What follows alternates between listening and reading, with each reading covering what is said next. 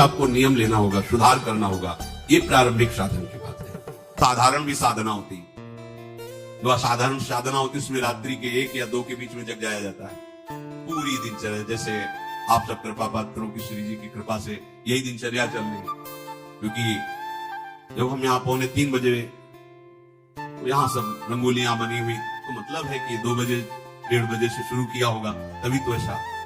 लेकिन साधारण दिनचर्या प्रत्येक प्राणी के लिए कह रहे हैं। अगर आप आनंद चाहते हो, पूर्व रात्रे परिचय युंजाना सततम मनः, 8 पैर होते हैं, तो 8 पहर में 1 पहर 3 घंटे, 8 से 24, तो दिन का पक्ष 12 घंटे, 4 से 12, रात्रि का पक्ष 12 घंटे। उसमें कह रहे हैं कि 3 घंटे रात्रि लगने पर और 3 घंटे रात्रि जाने पर केवल भजन करना चाहिए। अर्थात 10 बजे जैसे सो जाए, 11, 12, 1, 2, 3, 4, 6 घंटे हो गए। 4 बजे के बाद सबको जग जाना चाहिए। जो संसार 4 बजे के, यहाँ 4:15 तो सत्संग शुरू होता है, 4 बजे सबको जग जाना चाहिए। अगर आप 4 बजे नहीं जगते, सूर्योदय हो जाता है, आप सो रहे हैं, तो आपकी बुद्धि नष्ट होगी, आपकी आयु नष्ट होगी, अकाल मृत्यु होने की संभावना रहेगी, शरीर रूप ग्रसित होगा और दरिद्रता आपका पीछा नहीं छोड़ेगी। चाहे जितना रुपया कमा लो, तुम्हारा हृदय दरिद्र रहेगा। भावना में तुम, कामना में दरिद्र ही रहोगे। जैसे इतना मिला तो और इतना, कभी शांति नहीं मिलेगी। ये भागवतिक सिद्धांत है। ब्रह्म मुहूर्त प्रातःकालीन 4 बजे सबको उठ जाना चाहिए। मुहूर्त का समय और उपासक शयन करे, बहुत बड़ी हानि है। मान लीजिए खूब सत्संग सुनते हैं आप सब जन, और बहुत कृपा है आपके ऊपर, लेकिन परिवर्तन नहीं हो रहा भाई। अगर आप 6:30 बजे, अच्छा नहीं, बिल्कुल अच्छा नहीं, बिल्कुल अच्छा नहीं। ये दिनचर्या तो बिल्कुल ठीक नहीं है। आप लोग सावधान हो, जो भी हो सावधान हो जाइए। ये बिल्कुल आपके जीवन के लिए घातक दिनचर्या है। 2 बजे बहुत उत्तम है उठना, पर नहीं तो 3 बजे, आखिरी 4 बजे। साधक होके 4 बजे के बाद शयन कर रहा है, मुझे तो नहीं। किसी भी स्थिति में हमें लगता है कि दवा खवा दी जाए तो नहीं कहते, नहीं तो किसी भी स्थिति में कोई बीमारी, कोई भी ऐसा रोग अपना प्रभाव नहीं रखता जो दिनचर्या को बाधित कर दे। ये देखा है, लेकिन प्रवचन नहीं, देखा है, जीवन को देखा है। कुछ भी दिनचर्या में अपार सामर्थ्य देखा, अभ्यास में अपार सामर्थ्य है। देखो, सामने पट्टी बंधवा दी गई और धनुष बाण ले लिया और शब्द दूर किया जा रहा है अन्य दिशा में, शब्द वेदी बाण संचार। अभ्यास देखो, आंख में पट्टी बंधी हुई है, शब्द किस दिशा से हो रहा है, एक श्रवणेंद्र से दिख रहा है, और बाण वही संधान करना जहां से शब्द निकला है। अभ्यास देखो, अभ्यास का प्रभाव देखो, कितने से चमत्कार अभ्यास में लौकिक, और आप परमार्थ के पथिक, और आपका यह अभ्यास कि आप उठे और फिर सो गए। क्या मतलब, आपकी दिनचर्या क्या है? आप भगवद आश्रित, इसका मतलब प्रमादी थोड़ी है। आप भगवद आश्रित, इसका मतलब प्रपंची थोड़ी है। अहम का त्याग करके भगवद आश्रित होकर भगवत मार्ग में चलने वाले पथिक है। इसलिए सबसे प्रार्थना है, जो पीछे हुआ आज से एक नई दिनचर्या आप देखो। जो पूर्व की दिनचर्या ठीक है तो उसे लिखो, नहीं तो सुधार करके और स्वयं श्री जी के सामने वो दिनचर्या रखो। दिखाने की जरूरत नहीं है, बहुत बार देख लिए, बहुत बार रजिस्टरों में रखा हुआ है सब दिनचर्या। अभी आ जाएगा उठ के, 2 बजे उठे, 3 बजे ये, 4 बजे वो, 5 हो सकता है जिस दिन लिखो उस दिन 2 बजे उठ जाओ, या आज उठे पक्का उठे, सत्य कह रहे हो, 2 बजे लिख दिया। इससे काम नहीं चलना। आप अपने को खुद साक्षी करके प्रभु के सामने और नियमावली में बांधो। बिना नियम के प्रेम उत्पन्न नहीं होता। वो प्रेम की एक दशा है जो नेम को लय कर देती है। नियमावली में आपकी दिनचर्या सही होनी चाहिए, आपकी नियमावली ठीक होनी चाहिए। प्रातः उठे, सबसे पहले गुरुदेव भगवान को प्रणाम करके गुरु प्रदत्त नाम मंत्र का स्मरण करें। फिर वृंदावन भूमि को प्रणाम करें, चाहे जहां हो, क्योंकि हमारा प्रेम धर्म धाम में विराजमान प्रिया प्रीतम के चरणार विंद का सेवा सुख है। सबसे पहले हम धाम को प्रणाम करते हैं। गुरुदेव की बात, धाम को प्रणाम किया, फिर अपनी दिनचर्या में नाम स्मरण करते हुए लगते हैं। जब स्नान कर ले लज लगाते हैं, चरणामृत लेते हैं, तिलक रचना करते हैं, फिर दिनचर्या आगे की बढ़ती है। इतना शरीर सेवी मत बन जाओ कि हर समय खान पान का ही चिंतन केवल बना रहे, जिससे प्राणों का पोषण हो, शरीर स्वस्थ रहे। ऐसी दिनचर्या बनाओ। 2 बार, 1 बार, 3 बार, जितने में तुम्हारा प्राण पोषण होता है थोड़ा थोड़ा ले, पर भगवद अर्पित करके। सेवक जी महाराज कह रहे, इसीलिए उनकी बुद्धि कच्ची रहती है। बिना स्नान किए खाना पीना या स्नान करके सीधे केवल भोजन अर्पित करने की बात ही नहीं मन में आई। बहुत ध्यान देने योग्य, ये कचाई दूर हो जाएगी। अनहाई अनर्पित जाए गटकत। अगर बिना प्रभु को अर्पित किए हुए पा रहे हो तो तुम कैसे वैष्णव हो, कैसे शरणागत हो? वही तुम्हारे को बंधन में बांध देगा, अर्थात तुम्हारी बुद्धि में वही स्फुरणा होगी जो मायाकृत भोगों में आकर्षण पैदा करके तुम्हारे हृदय में तृष्णा कामना की आग लगा देगी। अगर भगवद अर्पित प्रसाद है तो इन वासनाओं को नष्ट करता है।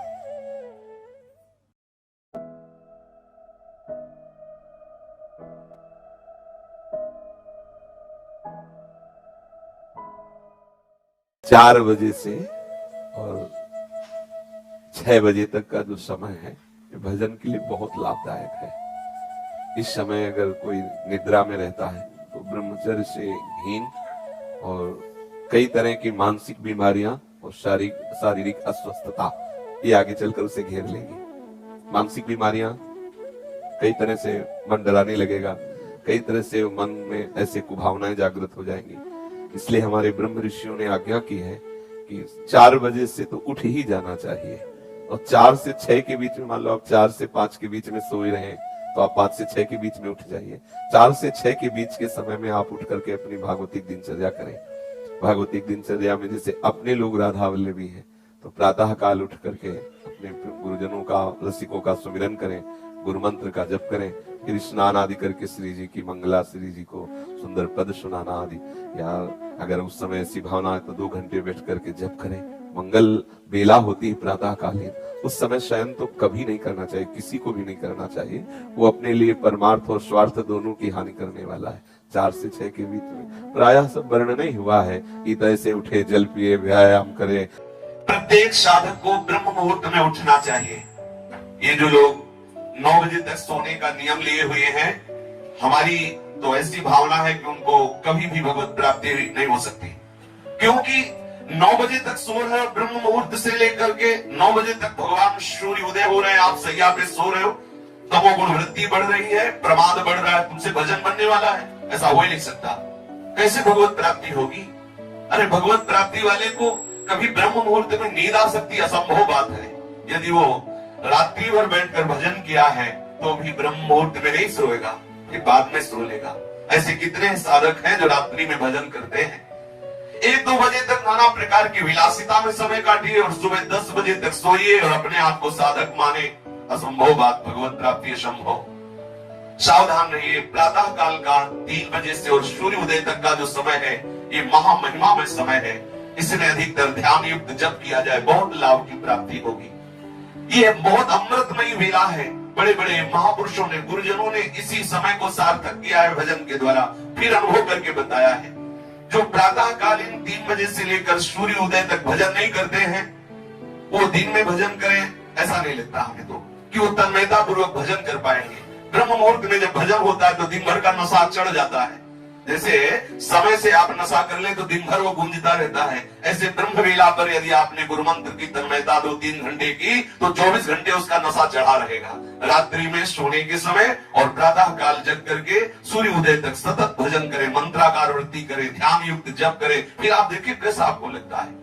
यदि आप बहुत ही शरीर स्वस्थ है और आपका अभ्यास बहुत कमजोर है तो भी सूर्य उदय होते होते आप उठ जाइए। सैया में लेटे हुए हैं, सूर्य उदय हो रहे हैं और आप साधक कहलाते हैं, बड़ी हंसी की बात है। बिल्कुल कदापि ऐसा ना, ये महापुरुषों के सिद्धांत बताए हुए हैं। प्रत्येक साधक को ब्रह्म मुहूर्त में उठ जाना चाहिए। यदि ऐसा संभव ना हो सके तो सूर्य उदय होते होते उठ जाना चाहिए। सूर्य उदय हो रहे हैं आप सैया में, वैसा कभी नहीं होना चाहिए। प्रातःकालीन जो भजन होता है वो बहुत राम बाणों से है। बार बार इसलिए कह रहे हैं कि आप बैठा लिए इस बात को। यदि हम बहुत जल्दी नहीं उठ सकते, 2 बजे नहीं उठ सकते, 3 बजे नहीं उठ सकते, तो 4 बजे सब उठ जाओ। जो बेचारे रात्रि में सर्विस करते हैं आदि आदि, तो प्रणाम है, भगवान कृपा करे उनका भी भजन बने। और अपने लोगों को जिनको केवल भजन के लिए अवसर दे दिया प्रभु ने, कोई जिम्मेवारी नहीं, एकमात्र केवल भजन, तो आप तो ब्रह्म मुहूर्त में उठ जाए। आप ब्रह्म मुहूर्त में उठ करके श्री श्यामा श्याम के अनुराग रस में डूबने के लिए व्याकुल होकर भजन करें। नींद कैसे आ जाती है? नींद यही समझ में नहीं आता कि साधक भजन में बैठता है तो उसे नींद आ जाती, कैसे आ जाती है? कैसे आ जाती है? सोचो, हमारे प्रीतम हमसे मिले नहीं, हमें नींद सतावे, हमें आलस्य सतावे। आश्चर्य है, कैसे साधना हो रही, कैसी उपासना हो रही, बोले हमें नींद आ जाती है, हम सो जाते। कैसे नींद आ गई? अरे नींद के लिए लेटो की आ जाए तो वो नहीं आती है। कितने ऐसे महापुरुष हुए जिनकी जीवनी देखी, पढ़ी, उनका संग किया, ऐसे भी संत मिले। कुछ क्षण के लिए देखा कि वो केवल शयन मुद्रा में आसन में बैठे हुए देखा। देखो, बिना तन्मयता के वस्तु का बोध नहीं होता, चाहे जितना प्रवचन कर लो, चाहे जितना प्रवचन सुन लो। ये वस्तु का बोध प्रवचन करने से या प्रवचन सुनने से नहीं होता, उसका मनन करके आचरण में उतारने से होता है। साधक प्रातः काल जब उठे तो गुरुदेव को प्रणाम करके निश्चय करें कि आज हम पूरा का पूरा समय आराध्य देव में लगाने की चेष्टा करेंगे। जो पूर्व में हमसे त्रुटियां हुई हैं उनको आज नहीं करेंगे, अब नहीं करेंगे, ऐसी बात नहीं। हमें वर्तमान को संभालना है, तभी आपके अंदर सामर्थ्य आएगी। आज से कभी नहीं करेंगे तो आप हो सकता है न चल पाए, क्योंकि आप में इतनी संकल्प पवित्र बुद्धि नहीं है, इतना जोर का संकल्प नहीं है कि आपने कह दिया कि आज के बाद नहीं करेंगे तो भीष्म प्रतिज्ञा हो गई। आप में नहीं है ऐसी सामर्थ्य। यद्यपि आप सामर्थ्यवान हैं, पर अपनी सामर्थ्य को भूल चुके हैं। तो क्या करें? हम मन के ऊपर बोझा न डालें कि आज के बाद कभी नहीं करेंगे। हम आज का नियम लेते हैं कि आज प्रातःकालीन गुरुदेव को प्रणाम करके हम ये नियम लेते हैं कि आज शयन तक हमसे कोई भी जो पीछे त्रुटियां हुई वो नहीं होने देंगे। पूरा का पूरा समय भगवत चिंतन करते हुए ही हम कार्य करेंगे।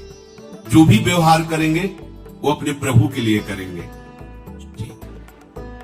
अगर रात्रि में शयन करते समय हम पुनः इसका चिंतन करें कि जो हमने प्रातःकालीन नियम लिया था उसमें कितनी त्रुटि हुई, ये करना ही चाहिए उपासक को। ओह, आज तो इतना समय चूक हो गई, तो चिंतन करते हुए शयन करें, प्रातःकालीन फिर नियम ले। जो कल त्रुटि हुई थी वो आज नहीं हो। एक दिन साधक देखेगा कि उसका मन असाधन रहित हो गया है, त्रुटि रहित हो गया है, पर आपको जांच करनी होगी। रोज का रोज आपको जांच करनी होगी, रोज का रोज। केवल शयन मुद्रा में आसन में बैठे हुए देखा। देखो, बिना तन्मयता के वस्तु का बोध नहीं होता, चाहे जितना प्रवचन कर लो, चाहे जितना प्रवचन सुन लो। ये वस्तु का बोध प्रवचन करने से या प्रवचन सुनने से नहीं होता, उसका मनन करके आचरण में उतारने से होता है। साधक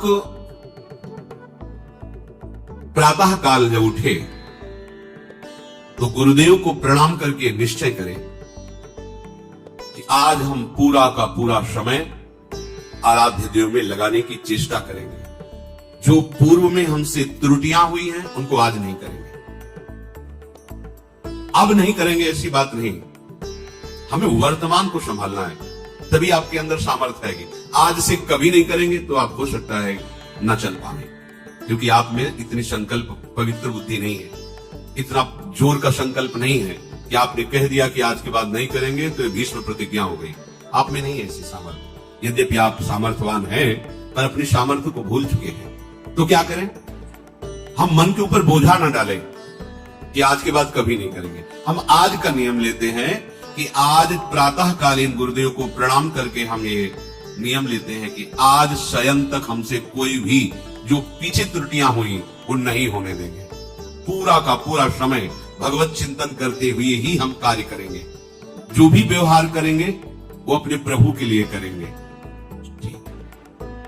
अगर रात्रि में शयन करते समय हम पुनः इसका चिंतन करें कि जो हमने प्रातःकालीन नियम लिया था उसमें कितनी त्रुटि हुई, ये करना ही चाहिए उपासक को। ओह, आज तो इतना समय चूक हो गई, तो चिंतन करते हुए शयन करें, प्रातःकालीन फिर नियम ले। जो कल त्रुटि हुई थी वो आज नहीं हो। एक दिन साधक देखेगा कि उसका मन असाधन रहित हो गया है, त्रुटि रहित हो गया है।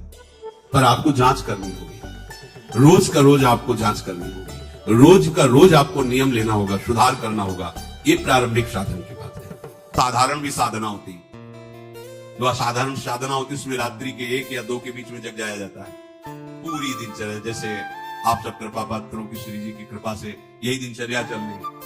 क्योंकि जब हम यहाँ 2:45 बजे तो यहाँ सब रंगोलियां बनी हुई, तो मतलब है कि 2 बजे 1:30 बजे से शुरू किया होगा, तभी तो ऐसा।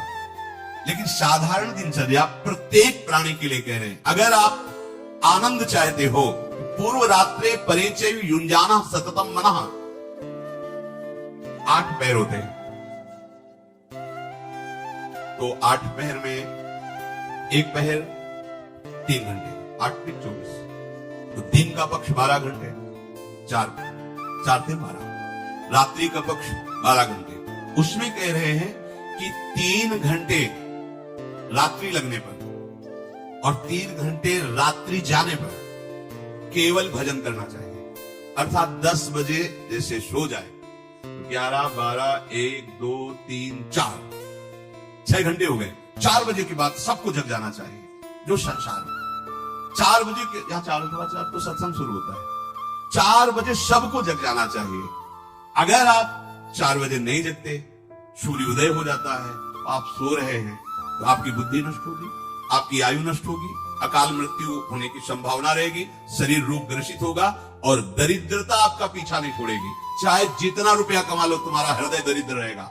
भावना में तुम, कामना में दरिद्र ही रहोगे। जैसे इतना मिला तो और इतना, कभी शांति नहीं मिलेगी। ये भागवतिक सिद्धांत है।